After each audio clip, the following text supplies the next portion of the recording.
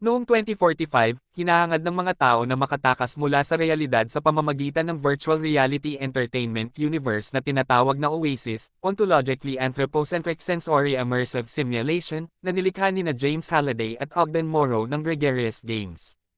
Pagkatapos ng kamatayan ni Halliday, ang isang pre-record na mensahe na iniwan ng kanyang avatar na si Anorak ay nag-anunsyo ng isang laro na nagbibigay ng pagmamayari ng Oasis sa unang makahanap ng gintong Easter egg sa loob nito na nakakandado sa likod ng isang gate na nangangailangan ng 3 susi na makukuha ng mga manlalaro sa pamamagitan ng pagtupad, 3 hamon.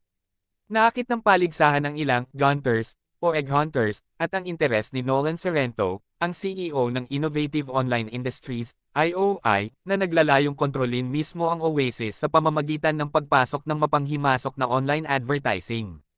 Gumagamit ang IOI ng hukbo ng mga indentured na tagapaglingkod at mga empleyadong tinatawag na Sixers para hanapin ang itlog. Ang avatar ng teenager na ulila na si Wade Watts na si Parzival, isang masugid na Gunter, ay lumahok sa unang hamon, isang walang kapantay na lahi, kasama ang kanyang matalik na kaibigan na si H, at si Art Tatlumis, isang babaeng avatar kung saan may crush si Parzival. Regular na binibisita ni Parzival ang Halliday's Journals, isang simal-ate na archive ng buhay at mga libangan ni Halliday na pinamamahalaan ng creator. Natanggap ni Wade ang copper key mula kay Anorak pagkatapos niyang manalo sa pamamagitan ng pagmamaneho ng paatras, habang sina Art Tatlumis, H, at ang kanyang mga kaibigan na sina Dato at Show, ay nanalo lahat sa karera pagkatapos, nakalaunan ay pinagsama-samang pinangalan ng high five sa scoreboard ng Oasis. Hiniling ni Sorrento ang mersenaryong IR0K na alamin ang tunay na pagkakakilanlan ni Wade, na nagbabalak na suhulan siya para manalo sa paligsahan sa ngalan ng IOI. Natuklasan ni na Wade at Art Tatlumis mula sa journals na minsang nakipag-date si Halliday sa asawa ni Morrow na si Karen, Kira, Underwood. Bumisita sina Wade at Art Tatlumis sa Distracted Globe nightclub para maghanap ng mga pahiwatig kung saan ipinagtapat ni Wade ang kanyang pagmamahal at totoong pangalan kay Art Tatlumis. Nakaligtas sila sa isang pagsalakay ng IOI kung saan pinabayaan ni Art Tatlumis si Wade na nagpapaliwanag na namatay ang kanyang ama ng may utang sa IOI. Si IR0K, na nakikinig sa kanilang pag-uusap, ay ipinaalam kay Sorrento ang kanyang mga natuklasan. Nakipag-ugnayan si Sorrento kay Wade sa kanyang alok.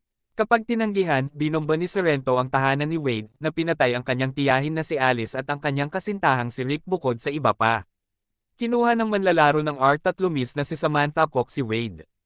Magkasama, napagtanto nilang ang pangalawang hamon ay nauugnay sa panghihinayang ni Halliday sa hindi pagpupursage sa isang relasyon kay Kira. Kasama ni H, Dato, at Show, hinahanap ng Parzival at Art Tatlumis ang libangan ng Overlook Hotel. Hiniling ni Art Tatlumis kay Kira na sumayaw at nanalo sa Jade Key. Sinalakay ng subordinate ni Sorrento na si Fenail Zandor ang hideout ng Gunters at kinuha si Samantha para bayaran ang utang ng kanyang ama. Nakatakas si Wade sa tulong ng iba pang gumagamit ng high five na sina Helen Harris, H. Toshiro, Dato, at Joe Show sa track ni Helen. Nakatakas si Samantha sa pagkakulong matapos na hack ni na H at Parzival ang Oasis rig ni Sorrento kung saan ni-record ni H ang kanyang pag-amin sa pambobomba. Ang pangatlong hamon ay matatagpuan sa Castle Anorak sa Planet Dome kung saan dapat hulaan ng mga manlalaro ang paboritong laro ng Atari 2600 ni Halliday para makuha ang Crystal Key. Ang IR0K ay naglalagay ng force field sa paligid ng kastilyo gamit ang Orb of Osovox, ngunit hindi nagtagal ay hindi ito pinaganya ng Art Tatlumis. Pinamunuan ng high five ang hukbo ng mga manlalaro ng Oasis laban sa mga puwersa ng IOI. Pinatay ni Parzival ang avatar ni Samantha na nagpapahintulot sa kanya na tumakas sa IOI kasama ang high five na sinusundo siya sa malapit. Naglalaban sina Parzival at Sorrento sa Oasis kung saan pinasabog ni Sorrento ang katiklayst na bomba, pinawi ang bawat avatar sa Planet Doom kasama ang kanyang sarili.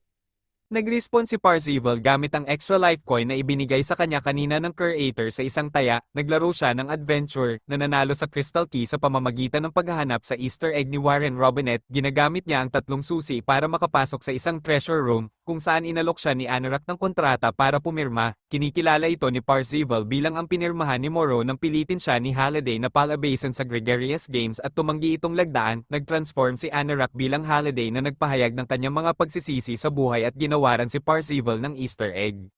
Si Sorrento at Finale ay inaresto para sa pambobomba habang lumilitaw si Morrow na inihayag ang kanyang sarili bilang curator. Nagpa siya si Wade na patakbuhin ang Oasis kasama ang High Five na nag-aanyaya kay Morrow na sumali sa kanila bilang isang konsultant habang ang IOI Loyalty Centers ay isinara. Ang High Five ay gumagawa ng kontrobersyal na pagpipilian na isara ang Oasis tuwing Martes at Huwebes para sa mga tao na gumugol ng mas maraming oras sa totoong mundo, kabilang sina Wade at Samantha, na nagsimula ng isang relasyon.